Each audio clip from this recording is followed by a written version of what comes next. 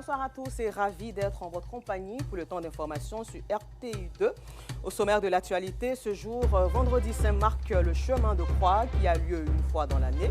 Il se déroule pendant la semaine sainte, 2 jours avant la célébration de la Pâque. Il marque aussi la résurrection du Christ. Il s'agit du jour où l'on fait mémoire de la passion du Christ. Et puis en RDC, il avait annoncé son arrivée depuis un bon moment. L'ancien président congolais Joseph Kabila est passé par Kigali avant de rejoindre la capitale du Nord Kivu, Goma, ce vendredi. Merci à vous d'être des nôtres sur RTU2. Ce vendredi, comme je le disais en titre, 18 avril 2025, 47e jour du carême chrétien. Les fidèles chrétiens commémorent la passion et la mort du Christ à travers le chemin de croix. Et dans les églises du monde entier, cette action marque un moment fort de la Semaine Sainte, replongeant les croyants dans les dernières heures du Christ. Et notre équipe de reportage s'est rendue dans la commune de Yopougon pour vivre ce temps fort aux côtés des fidèles chrétiens. Cécilia Bassolé, Kader Bachil et Eliane Nguessa. Ce vendredi saint, l'église Saint-Mathias dans la commune de Yopougon est le témoin d'un moment de profonde piété et de recueillement. Les fidèles vêtus de rouge, symbole du sacrifice du Christ, se sont rassemblés en gardant un silence plein de respect. Ils s'engagent sur le chemin de croix, un voyage spirituel, de foi, marqué par la méditation. Jeunes, adultes et anciens, toute la communauté prend part à cette marche symbolique où chaque station, chargée de sens, est un pas de plus dans la compréhension de la passion du Christ. Pour nous chrétiens, le chemin de croix, c'est, on peut dire, le résumé en griffe de la vie chrétienne, parce que c'est par ces différentes épreuves que nous passons pour pouvoir aller au paradis, comme on le dit. Mon moment fort, je peux dire, c'est où Jésus est mort sur la croix, parce que c'est comme un signe d'accomplissement pour nous. Tout ce que nous avons comme difficulté, Jésus les a supportés pour nous. Nous pensons que c'est une délivrance pour qu'on soit en paix et qu'on vive heureux, comme il l'a promis. Une lecture biblique est faite, suivie d'une prière, puis d'un silence chargé de sens. La signification profonde de ce chemin de croix est tout simplement qu'en tant que disciples du Christ, nous voulons mettre nos pas dans ceux de notre Maître. Comme il a si bien dit, celui qui veut me suivre, qu'il prenne sa croix et qu'il me suive. Donc pour respecter cette parole et pour nous identifier à lui, nous voulons emprunter le chemin qu'il a emprunté. Le rouge signifie la passion, le sang. Nous remémorons la passion de notre Seigneur Jésus-Christ. La tradition de l'Église, on porte le rouge pour manifester le martyre. En revivant les épreuves du Christ, les croyants préparent le cœur à la joie qui suivra. Car après le sacrifice de la croix, c'est la lumière éclatante de la résurrection qui s'annonce. Et dans cette même atmosphère pascale, à 2 jours de la fête, les gares routières d'Abidjan sont prises d'assaut par les voyageurs pressés de rejoindre leur famille à l'intérieur du pays. Et pour beaucoup, c'est l'occasion de renouer les liens familiaux distendus depuis longtemps. Malgré la chaleur étouffante, les longs files d'attente, chacun garde patience dans l'espoir de célébrer cette fête en compagnie des siens. Le constat d'Abdoulaziz Daramé et Kader Bachila. C'est une foule immense et impressionnante qui afflue dans cette gare routière d'Adjamé. Tous ont un rêve. Quitter Abidjan pour célébrer la fête de Pâques, au village ou Pakinou, en pays baoulé. Bagages entassés, les allées bondées. Peine à contenir l'affluence de cette période festive. Leur destination, Daloa, Yamoussoukro, Bouaké, Tiébissou, entre autres. Les passagers, eux, s'impatientent. Chacun espère arriver à temps au village pour partager ce moment convivial avec les siens. Je suis très impatiente d'arriver là-bas, seulement je suis très heureuse. Bon, la famille est là-bas, donc c'est le plus important de fêter la fête de Pâques en famille. Malgré la chaleur accablante, tous attendent avec détermination l'instant du départ. Et sur les visages, fatigue, angoisse, mais aussi excitation. Pressés qu'ils sont de regagner leur village. Cette fête pascale ou Pakinou ne doit se faire sans eux. Et pour cette période, les responsables de la gare ont pris des dispositions exceptionnelles pour mieux gérer le flux de voyageurs. Chez nous, nous avons pris les dispositions pour pouvoir transporter tous les passagers. Et vous constatez que les cars même sont disponibles actuellement. Et donc, tout le monde sera satisfait. On va transporter tout le monde. Autre gare, même ambiance. Ici aussi, les voyageurs sont prêts et attendent impatiemment l'embarquement. Valises, sacs de voyage, cartons. Tout y est. Personne ne veut se faire compter l'événement. Parmi les voyageurs, Germain. Il attend son ticket avec impatience. Il doit absolument rentrer sur Bouaké à temps pour les festivités de la Pâque. Je pars pour la fête, pour aller voir mes parents à Bouaké. Juste les réunions de famille et les retrouvailles. Je suis à la gare depuis 7h30. Vous me voyez, je transpire comme ça. C'est pas facile. Mais comme c'est la fête, on s'en va voir les parents pour s'amuser un peu, faire les réunions de famille. Parmi les plus chanceux qui ont réussi à occuper un siège dans le véhicule, Naomi. Je vais au village pour aller voir les parents. Je suis impatiente de voir mes proches et les serrer dans mes bras. Ce qui fait que je vais aller fêter au village, c'est que la Pâque au village est très intéressante. Pour cette responsable de gare, en cette période festive, il faut faire preuve de patience et être à l'écoute. Nous ouvrons la gare à partir de 4h30. Nous commençons la vente des tickets et puis en tant que directrice, en collaboration avec les différents chefs de gare, nous essayons de coordonner déjà le service bagages pour que les bagages soient réellement bien enregistrés. Et puis la montée aussi est vraiment très suivie pour nous éviter, on ne sait jamais, d'éventuels cas de perte de bagages. Nous nous impliquons entièrement dans ce processus, surtout durant cette période de forte affluence. Certains voyageurs préfèrent contourner les gares routières. Ils se sont organisés pour voyager autrement. Nous sommes dans une mutuelle. Comme on a décidé de venir ici parce qu'on ne veut pas aller à la gare pour pouvoir éviter embouteillage. On entre nous et puis c'est bien, la famille à Konakro, tout le monde vient de Konakro et puis on a invité aussi des amis. Donc on va ensemble, ça se passe bien. En Côte d'Ivoire, la fête de Pâques reste un moment de retrouvailles, de partage et de fraternité. Une occasion de renouer avec les traditions et raviver les liens familiaux, parfois disparus.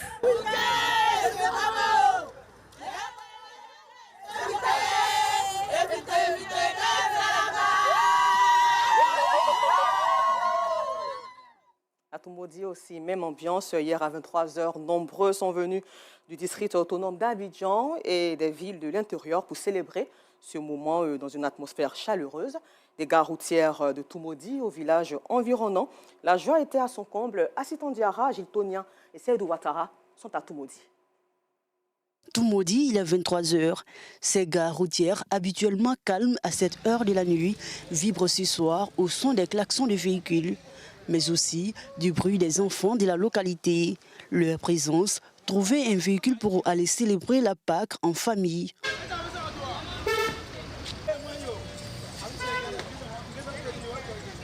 Je viens de la ville d'Abidjan, plus précisément à Bobo. Je suis venue pour les fêtes et puis puisque je suis éloignée de mes parents, donc c'est une occasion de se rassembler. Ces voyageurs entendent coûte que coûte se rendre dans leur village. Objectif, être auprès des siens pour ces festivités de la Pâque ou Pakino en langue locale, le baoulé. Mais le défi du moment, être dans un véhicule à destination du village. Ces voyageurs transportent avec eux, pour certains, leurs bagages, pour d'autres, chèvres et d'autres denrées alimentaires.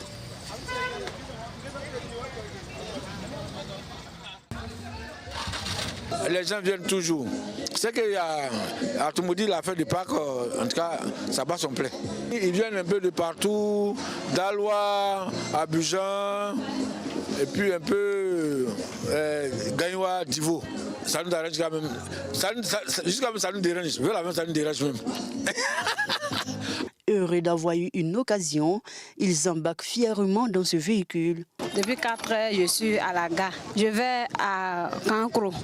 On est venu en Pâques, venir retrouver la famille, s'amuser un peu.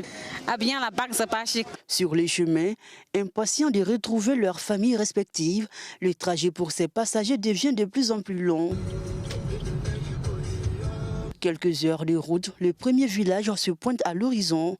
Des passagers et leurs familles se retrouvent dans une ferveur totale. C'est la joie. L'accueil est chaleureux, l'ambiance et l'émotion au rendez-vous.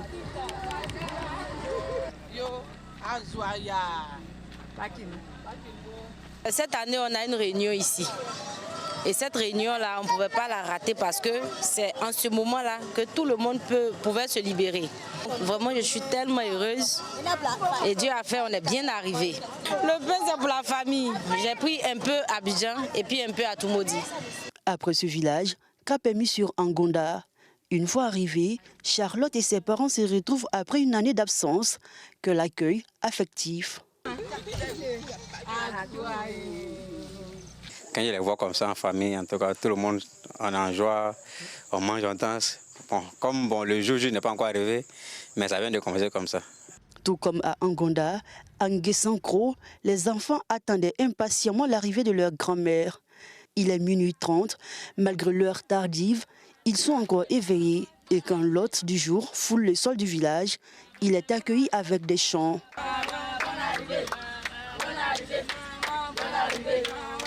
Depuis 5 h du matin, j'ai lutté car là jusqu'à 19 h moins qu'il y a eu le cas. Voilà. Quand je suis montée dans le cas, même là, mon cœur est tranquille. Je souhaite bonne fête à mon papa, ma maman, mes cousines, mes tantes. Beaucoup vont venir demain. La Pâque au Paquinou, en pays baoulé, une occasion parfaite pour les filles et fils de ces régions de se retrouver en famille pour des grandes réunions, mais également pour parler des développements et raffermir les liens de fraternité. Chapitre éducation, la DRENA de Grand Bassam, en collaboration avec l'inspection de l'enseignement préscolaire primaire, a organisé une journée socio-culturelle placée sous le thème « Le civisme fiscal ». Au menu donc de cette activité, des concours culinaires, de danse traditionnelle, de présentation de grand journal, Théodore Zouzou. Concours culinaire, danse traditionnelle, grand journal, poésie et dessin. Ce sont des instants qui ont meublé la journée socio-culturelle organisée par la DRENA et l'inspection de l'enseignement préscolaire et primaire de Grand Bassam. Un rendez-vous placé sous le thème du civisme fiscal. Ce sont des activités socio-culturelles que l'on organise chaque année et c'est la 3e édition. C'est pour détecter l'art oratoire, le talent des enfants. Je suis très satisfait de ces activités parce que ça nous permet de déceler le talent caché des élèves. Parrains, vainqueurs de la compétition et participants encouragent l'initiative. Depuis quelques années, on a introduit l'enseignement du civisme fiscal à l'école primaire. Et les enseignants qui ont décidé de mener une activité socio-culturelle sur le civisme fiscal ne font que prolonger l'enseignement qu'ils donnent à l'école et ne font que nous aider dans la sensibilisation de la population au civisme fiscal. Le niveau était très élevé. À un certain moment, je me suis demandé est-ce que c'est une activité d'une inspection primaire ou bien si c'est une activité nationale. Je suis très heureuse ce soir parce que nous venons de remporter le premier trophée de l'école Epepo Mokovi. Je suis très heureuse d'avoir remporté ce concours. Et merci à tous de nous avoir soutenus, toutes les maîtresses, tous les enseignants. Je promets aussi d'être premier dans tout, dans l'étude comme les activités socio-culturelles. Cette activité socio-culturelle est à sa 3e édition. Elle promeut le talent des élèves dans d'autres domaines d'activité, en plus du programme d'enseignement scolaire. Et puis sachez que dans le cadre des préparatifs de la Coupe d'Afrique des Nations, Cannes Maroc 2025, une mission de repérage est organisée par la RTI. Cette délégation conduite par la directrice des sports Cathy Touré-Kodo, l'un des responsables techniques de la RTI, a pour objectif de prospecter les différentes résidences hôtels au Maroc en vue d'identifier le meilleur cadre d'hébergement possible pour la délégation ivoirienne qui sera présente lors de cette compétition. Et c'est un reportage de Cathy Touré-Kodo que vous verrez dans nos prochaines éditions. Je vous l'annonçais en titre, l'ancien président congolais Joseph Kabila s'est rendu à Goma, dans l'est de la RDC. L'information a été confirmée ce vendredi par 2 sources proches de l'AFC M23, une source issue de l'entourage de l'ancien président. Et selon ces mêmes sources, Joseph Kabila est passé par Kigali avant de rejoindre la capitale du Nord Kivu. Retour ici en Côte d'Ivoire, nous sommes en compagnie du Super Ebony 2024, Faustin Eouman, journaliste et reporter. au quotidien Fraternité Matin. Bonsoir, Monsieur Eouman. Bonsoir, Anissé. Merci d'être sur notre plateau. Merci. Alors, quel changement constatez-vous après ce sacre? Alors, naturellement, après un tel sacre, on est vu autrement dans son milieu de travail, au quartier, partout où on se retrouve. On est désormais l'objet de l'admiration de tout le monde. C'est le respect. Et, je pense qu'il n'y a rien qui fait beaucoup plus plaisir que ça. Okay. Alors, l'an passé, nous avons tous suivi. Vous étiez à quelques points du vainqueur, qui était du groupe RTI, M. Eli Aimé. Alors, cette année, qu'est-ce qui a joué donc en votre faveur pour avoir ce prix Ebony, ce super prix? Alors, on n'a pas encore fait l'émission bilan. Oui. Voilà, mais déjà, pour les petits retours que j'ai, c'est l'originalité des sujets, la pertinence de ces sujets-là, et puis aussi le caractère un peu actuel. Je pense que ce sont les trois grands critères en fait, qui guident en fait, le jury du prix Ebony dans le travail en fait, d'évaluation de nos productions. Et donc, voilà. Pour ne pas me répéter, je vous dirais que c'est l'originalité des sujets. L'originalité des sujets. C'est ça. Alors, Eouman Faustin, qu'est-ce que représente ce super Ebony pour vous? Alors, ce super Ebony, c'est avant tout la récompense, ou le couronnement de la constance dans l'effort, parce que je ne suis pas à ma première participation. Je suis à ma troisième participation consécutive et participer au prix Ebony, peut-être que vous le savez déjà, il faut présenter une dizaine de grands genres journalistiques et c'est pas donné, c'est pas évident. Et donc c'est le couronnement d'un effort constant. C'est aussi ce qui représente une responsabilité, en tout cas très lourde, qui repose désormais sur mes petites épaules parce qu'on sort en fait de l'anonymat et désormais notre travail sera scruté, sera suivi en fait. Je vais dire, avec toute la rigueur par le public. Et donc, c'est une responsabilité. Et c'est aussi un message d'espoir à tous ceux-là qui ont des rêves, qui les poursuivent et, voilà, et qui voudraient les réaliser. Et nous allons en venir, Georgette Ido Fofana, meilleure journaliste Ebony Télé, Siloué Ahmed, meilleur journaliste reportage prix Joseph Diomandé. Vous, Eouman Faustin, Super Ebony 2024, quel conseil avez-vous à donner à tous ces jeunes qui sont encore à l'école ou bien qui ont fini mais qui ne désespèrent pas encore, qui espèrent être un jour comme vous? Je pense que ce métier de journaliste, il faut l'aborder avec beaucoup d'humilité. Okay. Il faut commencer par cela et donner très vite en fait, une discipline de travail parce que le lecteur il n'est pas dupe, le téléspectateur n'est pas dupe non plus. Et donc, il faut faire en sorte de lui servir une production journalistique de qualité parce qu'une carrière, ce n'est pas sur un jour, c'est sur des décennies.